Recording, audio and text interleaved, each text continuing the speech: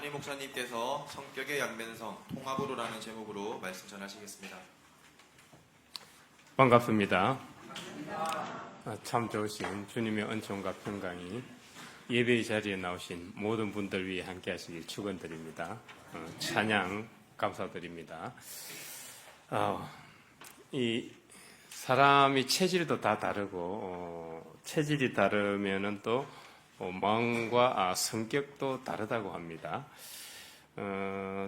조선 말기 이재마라는 한의사죠, 한의학을 하신 분이 그 사상의학을 말하면서 태양인, 태음인, 소음인, 소양인 이렇게 체질을 분류하고 그 체질에 따라서 사람의 성격과 마음도 다르다는 것을 이제 강조를 했던 것을 우리는 배워서 알고 있습니다. 오늘 성경 말씀에 등장하는 이 베드로와 요한도 예수님이 십자가를 지시기 전에 그들의 마음과 성격, 그리고 예수님이 부활하신 후 그들의 이 마음과 성격이 확연히 달라진 모습을 오늘 성경을 통해서 보게 됩니다. 그들의 이 성격의 양면성, 두 대극적인 요소가 서로 대립하고 있었는데 두려움과 공포, 그리고 용기죠. 이 두려움과 공포와 용기가 서로 대립하고 있었는데 십자가 지기 전에는 그들은 겁쟁이, 두려움과 공포에 집착을 하고 있었습니다. 그러나 예수님이 부활하신 후에는 그들은 용기를 가지게 되었는데 그들이 어떻게 이 두 대극적인 성격의 양면성을 용기 안으로 통합시켜 나갔는지 한번 살펴보겠습니다. 우리는 이제 오늘 성경을 보면은 지금 그들은 유대 종교 지도자들 공회 앞에서 아주 담대하게 용기 있게 그가 과거에 부인했던 예수님을 메시아라고 전하고 있습니다. 자기네들이 과거에는 부인을 했던 그 예수님을 지금은 이제 당당하게 메시아라고 선포를 하고 그분을 통해서 지금 날 때부터 걷지 못하던 자를 걷게 했다고 유대 종교 지도자들 앞에서 지금 베드로와 요한은 강력하게 어필을 하고 있습니다. 우리는 그 십자가 지기 전에 그들과 부활 후 그들의 모습을 볼 때 확연히 달라진 모습을 보게 되는데 우리는 이를 두고 이제 괄목상대, 눈을 비비고 이제 다시 보게 되었다. 그들은 겁쟁이였는데 두려움과 공포에 쩔어있던 겁쟁이였는데 이제 용기 있고 담대한 자가 된 것입니다. 그만큼 이제 장족의 발전을 하게 되었는데 그들이 왜 이제 부인하게 됐는지 그것을 잠시 생각을 해봐야 되는데 근본적인 원인은 두려움이라고 볼 수 있어요. 근본적인 원인은 우리의 성품 중에 지금 여러 가지가 있지만은 대표적으로 이제 베드로를 보면은 두려움과 용기 이 사이에서 이 양면적인 갈등 관계에서 베드로는 과거에는 두려움에 쩔어 있었습니다. 두려움에 쩔어 있었는데 이 두려움 때문에 이제 예수님을 부인하게 된 것입니다. 겁쟁이가 되었고 그래서 사람이 아주 목숨이 위험하고 위기 상황에 처할 때 그때 사람의 진면목이 드러나는 것 같아요. 예전에 또 이런 말도 있더라고요. 장모가 사위를 맞이할 때 자기 딸에게 술을 많이 먹이고 그리고 동관계를 한번 해봐라. 그러면은 나중에 걔의 본성이 드러난다. 이런 말도 있는 것 같더라고요. 아무튼 평상시는 잘 몰라요. 우리 성격에 이 양면성이 있는데 그게 잘 드러나지 않아요. 드러나지 않다가 위기 상황에 처하거나 혹은 어려운 상황에 처할 때 그때 우리의 진면목이 이제 비로소 드러나게 되는 거죠. 그렇게 해서 결국은 베드로는 닭 울기 전에 예수님을 3번 부인하게 됩니다. 그래서 베드로가 가장 싫어하는 고기가 뭐라 그랬죠? 이거는 믿거나 말거나 합니다. 성경이 없어요. 성경이 없습니다. 그래서 오늘 성경 말씀을 보면 이 유대 사회의 최고 의결기구 공회, 이 사내들인 공회죠. 사내들인 공회 앞에서 과거에 자신들이 부인했던 그 예수님이 지금 다시 살아나셨고 그분이 우리 안에서 활동하시면서 우리가 날 때부터 걷지 못하던 자를 걷게 했다고 아주 용기 있고 담대하게 말씀을 선포합니다. 그랬더니 이제 그 유대 종교 지도자들이 과거에 이제 그 베드로를 알잖아요. 과거에 베드로는 겁쟁이였잖아요. 두려움에 쩔어가지고 말도 제대로 한마디 이렇게 잘 못하고 그랬던 베드로란 말이에요. 그런 베드로가 지금 용기 있고 담대하게 말씀을 선포하는 걸 보고 이제 깜짝 놀란 거예요. 갈목상대하게 된 것입니다. 그러면 왜 공회의 권력자들은 그 베드로와 요한을 잡아들였을까요? 우리는 또 이 부분을 생각을 해봐야 되는데 왜냐하면은 그들이 가지고 있던 종교 기득권을 뿌리채 흔들었기 때문입니다. 날 때부터 걷지 못하던 자가 예수의 이름으로 다시 걷게 되었다. 이 사실 지금 옆에 증인도 그 당사자도 있고 많은 사람들이 그 모습을 봤습니다.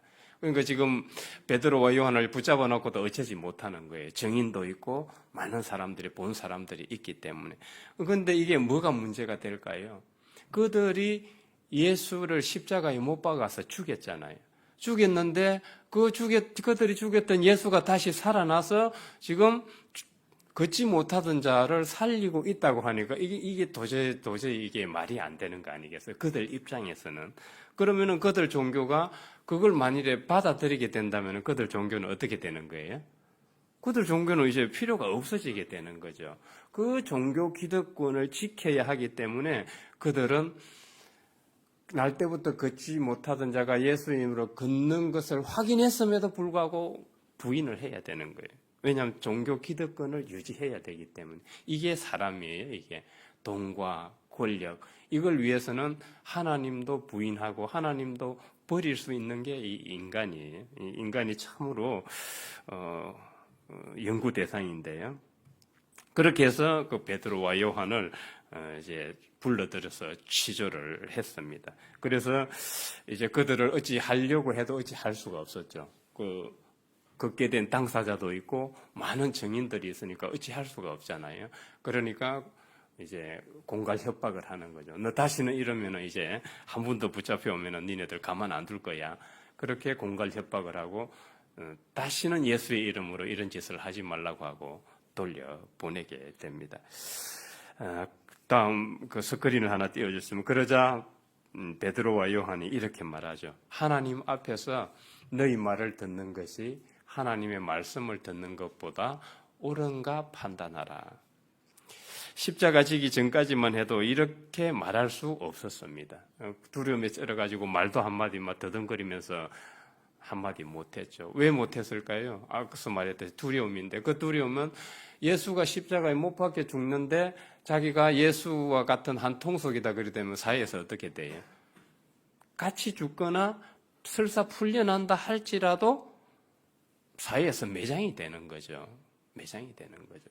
그래서 자기 종교를 알릴 수가 없는 겁니다.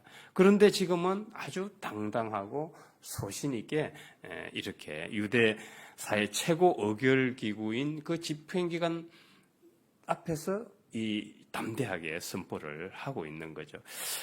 주님 부활 후 성령이 함께 하시면서 그들은 정말 이제 용기 있는 자, 담대한 자, 소신을 굽히지 않는 자가 됐던 것입니다. 이 용기와 담대함, 소신을 굽히지 않는 그들의 이런 마음과 성격은 어떻게 나올 수 있었는가? 우리는 그 분기점을 보면은 부활 후죠.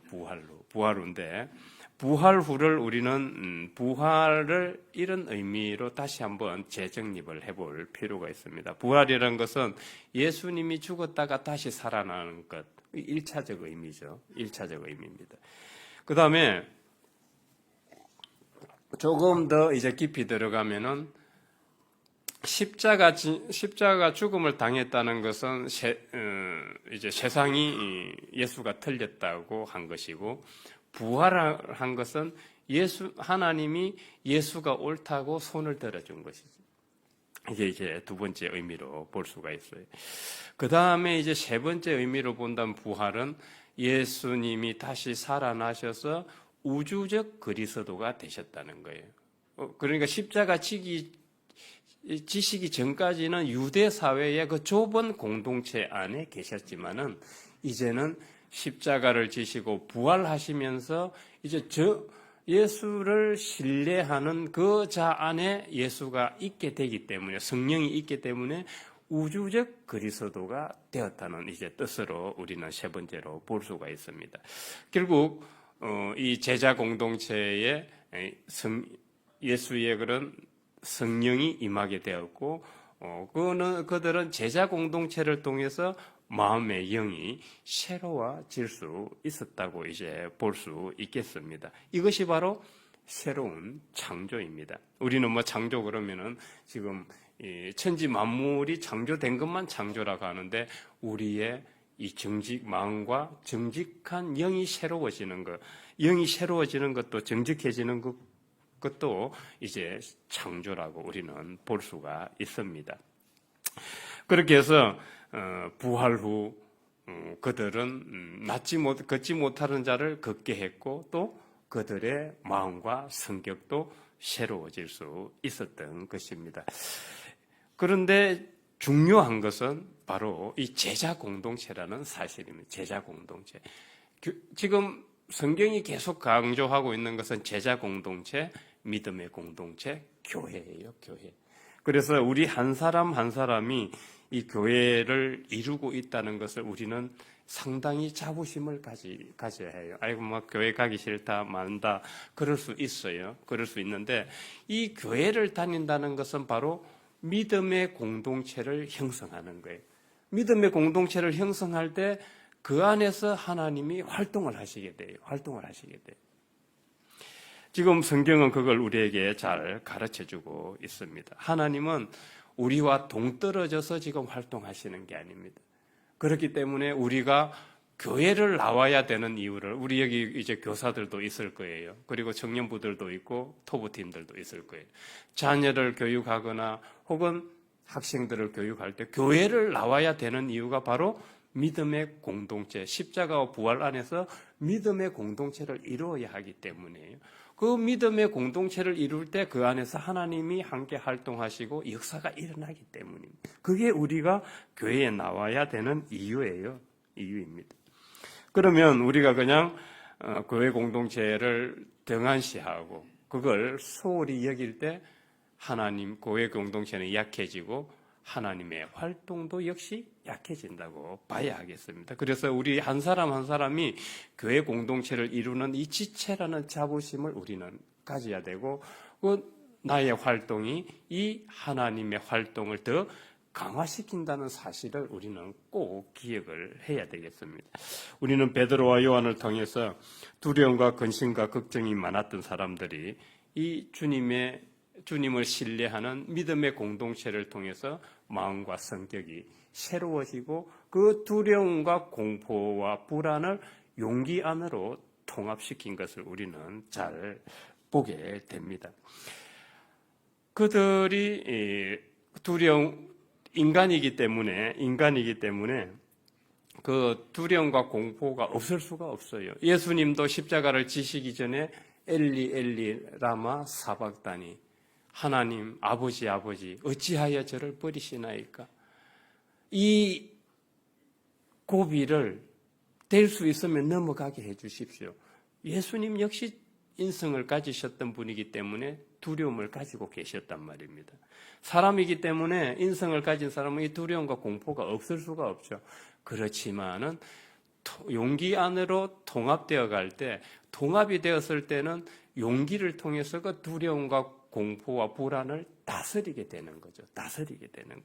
그래서 예수님은 그 죽음 앞에서도 아버지 뜻대로 하옵소서 하고 자신의 그런 두려움과 공포와 불안을 다스려 갈 수 있었던 것입니다. 지금 부활 후 제자들이 이제 예수님이 걸어가셨던 그런 모습을 지금 보여주고 있고 그 길을 걸어가고 있습니다. 통합되어 갈수록 우리 안에는 하나님의 성령이 활동하실 공간이 갈수록 넓어진다고 보면 됩니다. 다음 스크린을 하나 띄워주시면은 최근 연구에 통합되어 갈수록 데이비드 호킨스 박사 하나 띄워주세요. 데이비드 호킨스 박사의 의식혁명이라는 책에도 이제 잘 나와 있는데요. 다음 스크린을 넘겨요. 우리의 의식, 즉 마음과 성격이 하나님의 영 안으로 통합되어 갈 때 그 분기점이 지금 어디라고 나와 있죠? 그 분기점이 바로 용기예요. 이게 최근에 연구에서도, 의식 연구에서도 밝혀졌어요. 그러니까 성경과 딱 지금 일치하고 있는 것입니다.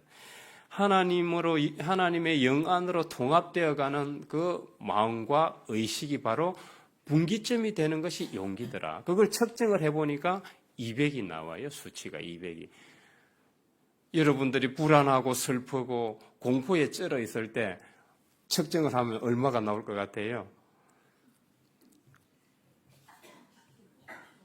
그때는 행복도가 바닥이에요. 사실 그렇잖아요. 저는 측정할 필요도 없이 행복도가 바닥입니다.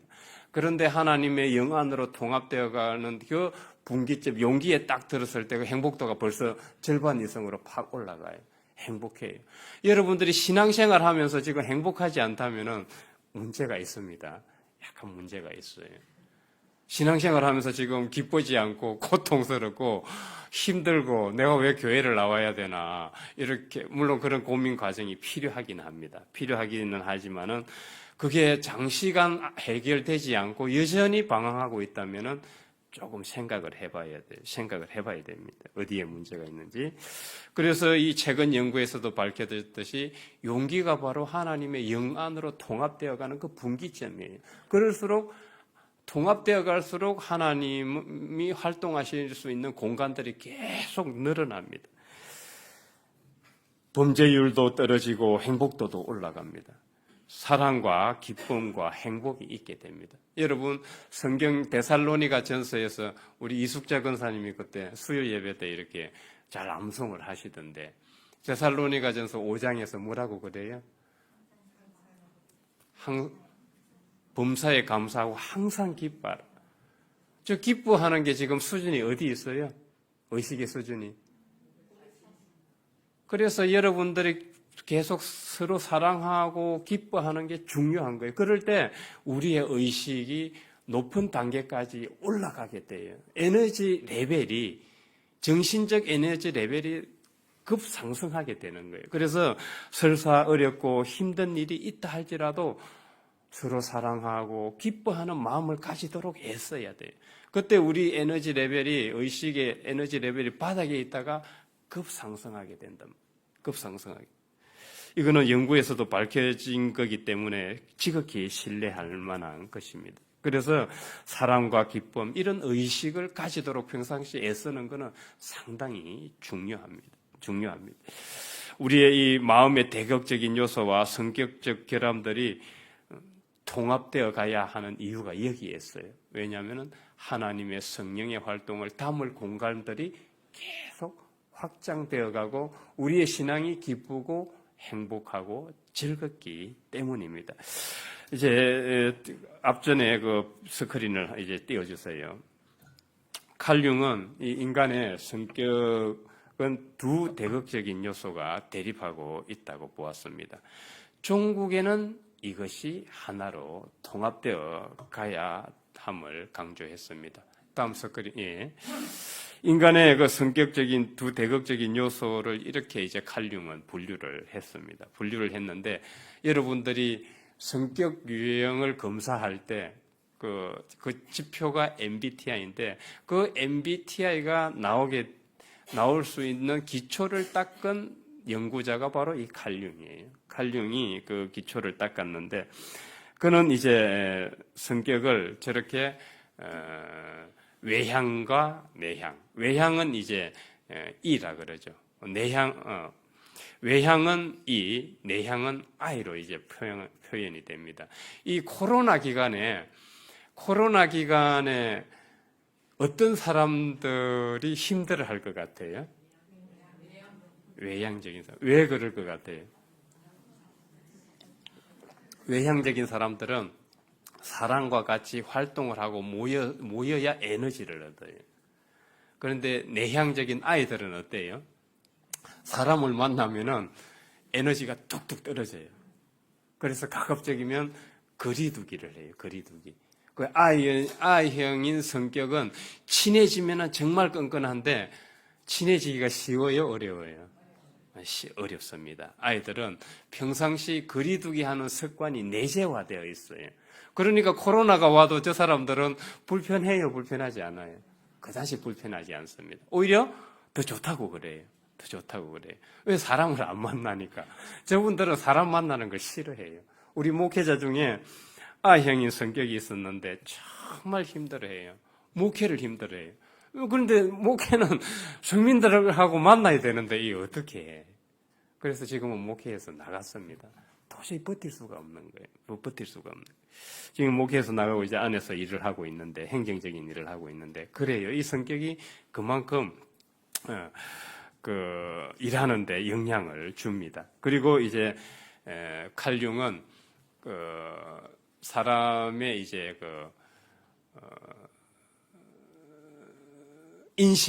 인식에서 감각적인 것과 이제 직관적인 것을 이 두 대격적인 요소를 분류를 했습니다.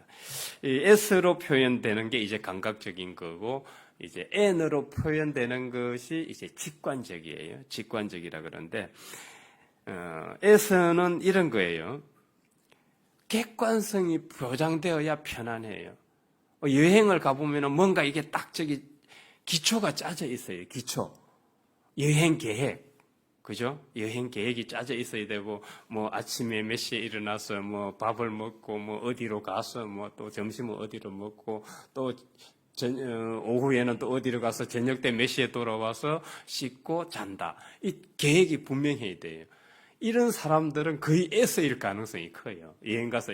그런데 여행을 갔는데 가족끼리 가도, 그냥 되는 대로 살자. 뭘 그렇게 복잡하게 피곤하게 사냐. 그냥 뭐 일어날 때 되면 일어나서 밥 먹고 그냥 또 뭐 시간 되면은 뭐 대충 보고 둘러보고 그러면 되지. 무슨 이런 분들은 N일 가능성이 높아요. N일 가능성이 높아요. 그래서 이 S들은 객관성이 보장되어야 되고 이 U에서 U가 나와야 돼요. 무에서 U가 나온다는 것을 받아들이기가 힘들어해요. 그러니까 S들이 N을 보면은 저 사람 저거 무슨 뜬구름 잡는 소리 하고 앉았네. 비현실적인. N들은 어때요? 그 S를 보면 답답해. 왜 저리 피곤하게 살지? 그 MBTI 유형 중에 ISTJ 뭐 이렇게 딱 나왔다 그러면은 벌써 사람들이 뭐 이제 N들은 피곤해해요. 저 사람 저 사귀기 힘들겠는데. 여기 ISTJ인 분들 있어요. 그래서 조금 본인의 그 성격을 부드럽게 만들어야 돼요. 안 그러면은 주위 사람들이 엄청 힘들어요.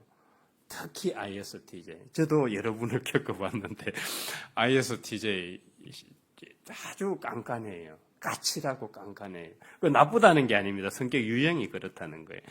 그런데 이제 이 S들이 N을 보면은 늘 뜬구름 잡고 이 기초가 있어야 되는 기초가 없어. 허술한 거예요. 그래서 서로 문제가 됩니다. 부부 사이에도 그게 이제 문제가 돼요. 전 세계에서 약 70%가 감각형이고 S예요. 30%가 N이라고 해요. 직관형이에요. 자, 그러면은 여러분들이 한번 맞춰보세요. 저는 막 설교할 때 보이지 않는 하나님의 에너지장을 얘기하고 우주에는 집단 무의식이 있다 그러고 양자가 활동해서 이 우리의 가능성이 열려 있다 그러고 의식을 말하고 저는 어디에 가깝겠어요? 예, 정확히 보셨어요. 저는 N이 엄청 많아요. 그러다 보니까 이런 설교를 많이 하게 되는 것 같아요. 설교 준비를 하다 보니까 저는 N이 좀 많습니다. 그 다음에 이제 맞고 틀리고를 얘기하는 게 아니에요. 성향을 얘기하는 겁니다. 그 다음에 이제 칼륨은 T와 F, 그러니까 사고형과 감정형을 이제 구분을 합니다. 분류를 하는데, 이 사고형은 대부분 이 남자들이 많아요. 남자들이. 예컨대 이런 거예요. 집에 아내가 막 일하고 와가지고, 직장에서 일하고 와가지고 막 이제 힘든 일이 있었어요. 힘든 일이 있으면 뭐 어디 하소연 할 데가 없잖아요. 그럼 뭐 집에 와가지고 남편한테 이러쿵저러쿵 뭐 하소연하고, 직장에 있는 그 지독한 여자가 하나 있는데 그 여자가 날마다 나를 괴롭히고, 나를 힘들게 해서 정말 막 못해 먹겠다고, 당장 그만둬야 되겠다고, 이제 그런 식으로 얘기를 할 때 남편들은 이제 그때부터 T가 발휘되면서 사고형으로 돌변합니다. 그러면서 갑작스럽게 이제 표정이 굳으면서 검사가 돼요, 검사가 돼가지고 딱 듣고 있다가, 듣고 보니까 자네가 욕먹을 짓을 했네. 그러니까 그 소리 듣지. 그래요, 안 그래요? 그러면 그 남편은 그날 국물이 있을까요, 없을까요?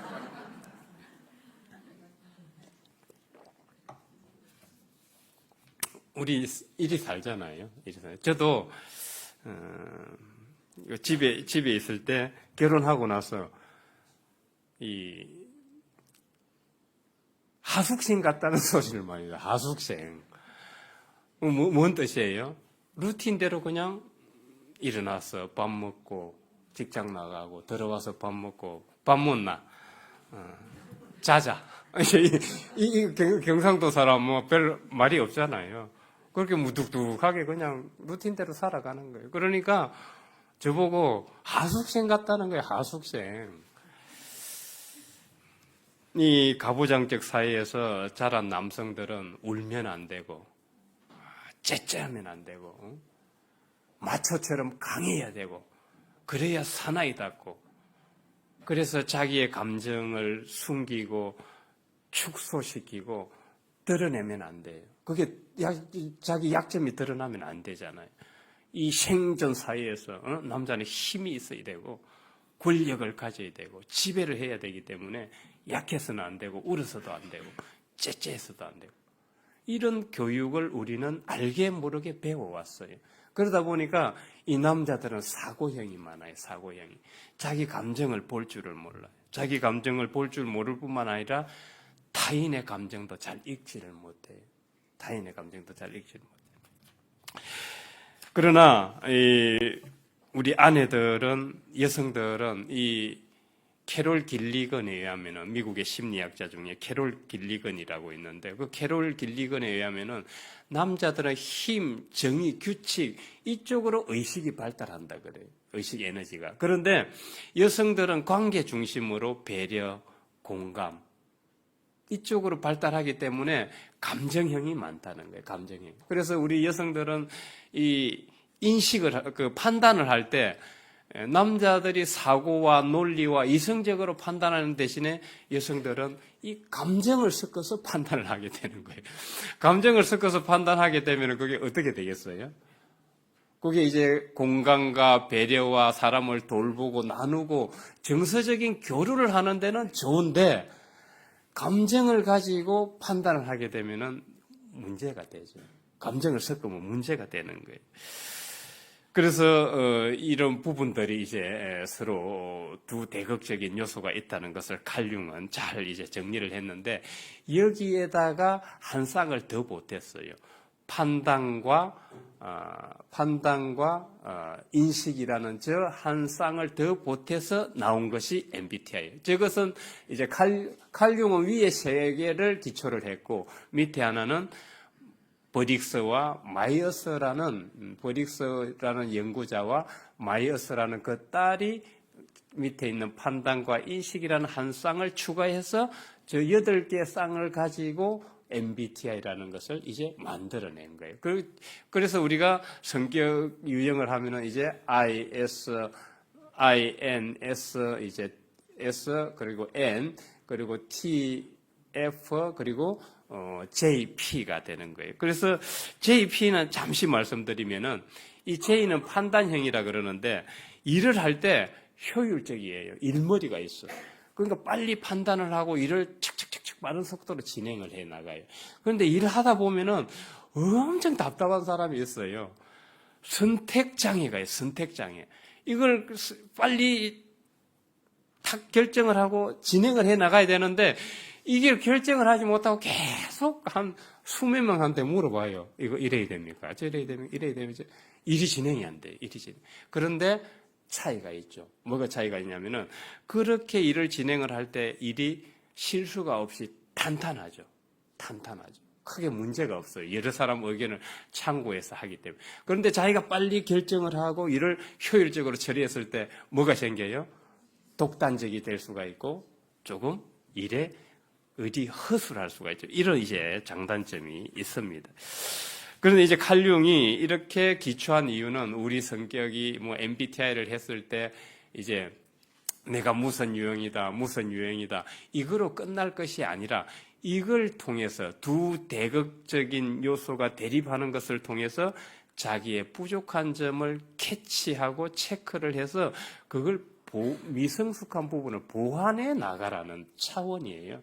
그런데 우리는 대부분 그냥 나는 I야, 나는 SE야, 나는 그냥 이렇게 살래.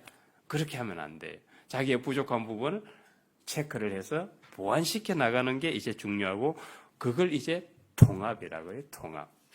그래서 우리는 MBTI를 하면 이제 자기의 성격 유형을 알고 통합되어가는 그런 방향으로 가는 게 이제 중요하다는 것을 말씀을 드리는데요.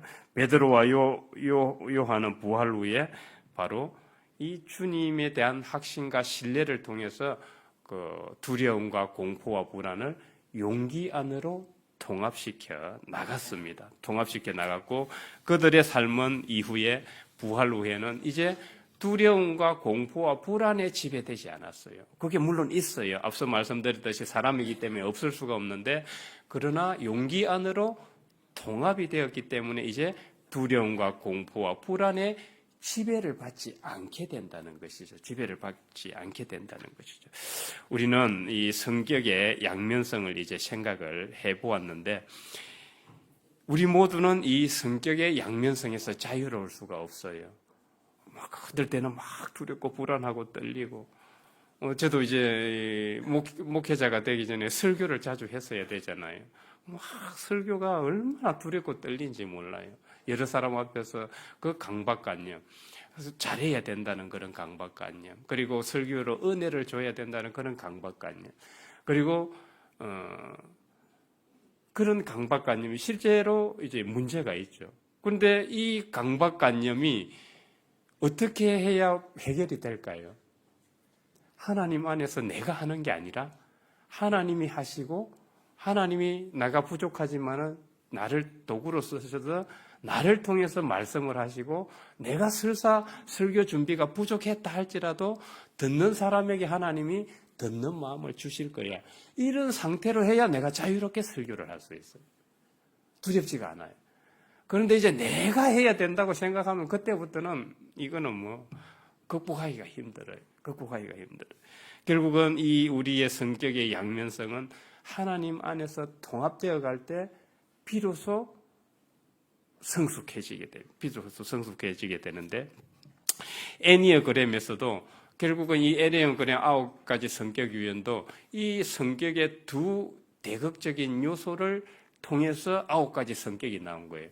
분노와 평안 1유형이죠. 2유형은 교만과 겸손 2유형이죠. 3유형은 진실과 거짓 3유형이죠. 4유형은 시기와 조화 4유형. 그러니까 예술가들은 이게 시기를 하기 때문에 작품이 나온다고 해요. 5유형은 탐욕과 객관성, 6유형은 베드로같이 두려움과 용기, 7유형은 솔로몬처럼 무절제와 그리고 건전한 즐거움, 8유형은 다윗처럼 파렴치함과 순진함, 9유형은 요나처럼 나태와 행동. 이렇게 두 대극적인 요소로 우리 성격은 이제 구성이 되어 있는데 이것을 하나님 안에서 통합시켜 나가는 것이 이제 중요하다는 말입니다.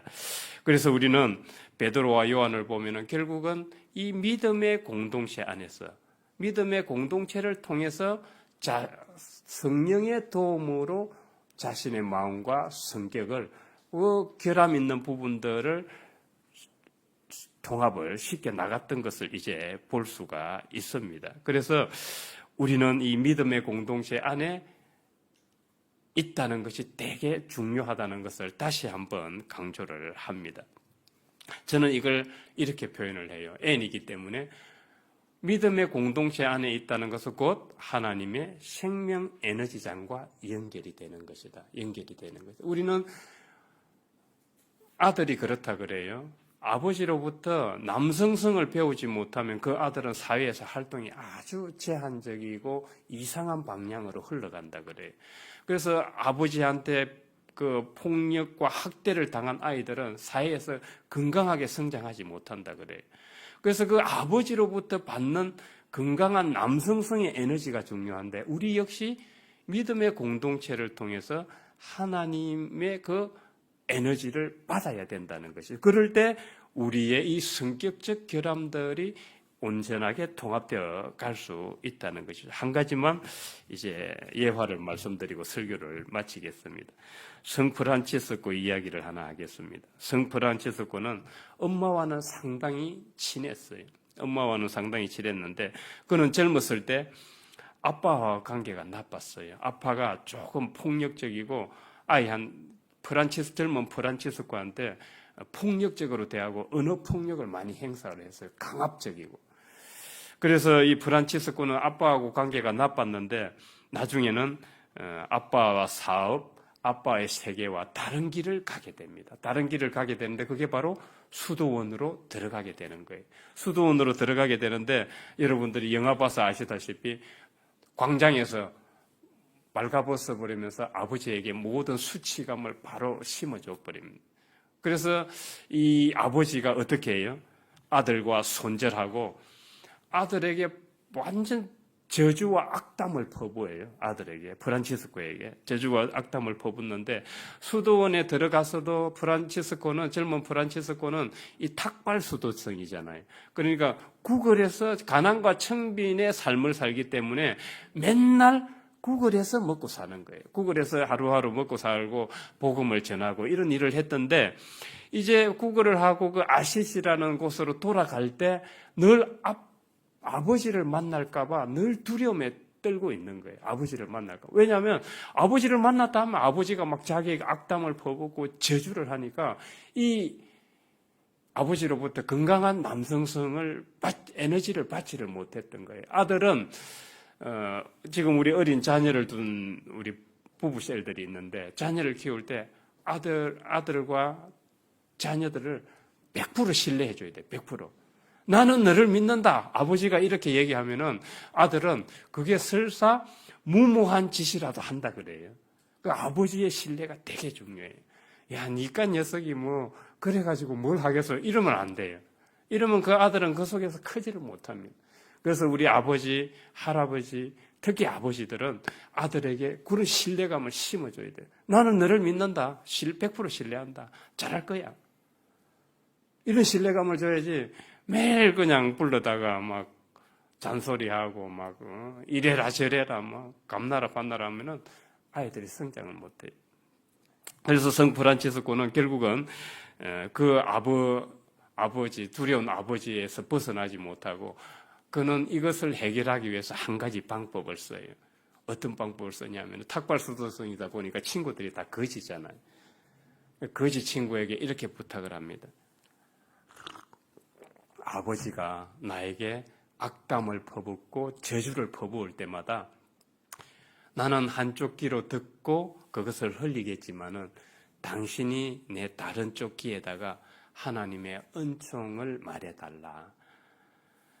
당신은 하나님의 자녀이고 하늘의 아들입니다. 이걸 계속 내가 잊어먹지 않을 때까지 그걸 계속 한쪽 귀에 대고 되뇌어 달라고 합니다. 그렇게 해서 젊었을 때 프란치스코가 그런 건강한 남성성을 물려받지 못했지만은 그것을 통해서 치유와 회복을 하게 됩니다. 결국 뭘 통해서 치유와 회복을 했죠? 하나님의 은총과 내가 하나님의 자녀이고 하늘의 아들이라는 이 확신을 계속 되뇌일 때 자기 안에 있던 그 건강하지 못했던 남성성이 하나님 안에서 통합되어 갔던 거예요. 이것을 꼭 기억을 했으면 좋겠습니다. 그래서 우리는 주님을 그리스도로 믿는 이 믿음의 공동체 안에서 하나님의 이름을 부르며 찬양하며 하나님께 기도하며 뿐만 아니라 말씀 가운데 내가 하나님의 자녀라는 사실을 듣고 확신하며 자기의 그 성격의 양면성들을 하나님 영 안으로 통합시키는 우리 모두가 되길 주의 이름으로 축원드립니다. 감사하신 하나님 아버지, 저희들은 성경의 양면성으로 모든 면에서 아픔과 상처와 고통을 겪고 있고 상실과 좌절감을 경험하고 있습니다. 이런 저희들의 모습을 하나님께서는 믿음의 공동체를 통해서 성령으로 활동하시면서 저희들의 하나님 영 안으로 통합시켜 나가는 것을 베드로와 요한을 통해서 보게 되었습니다.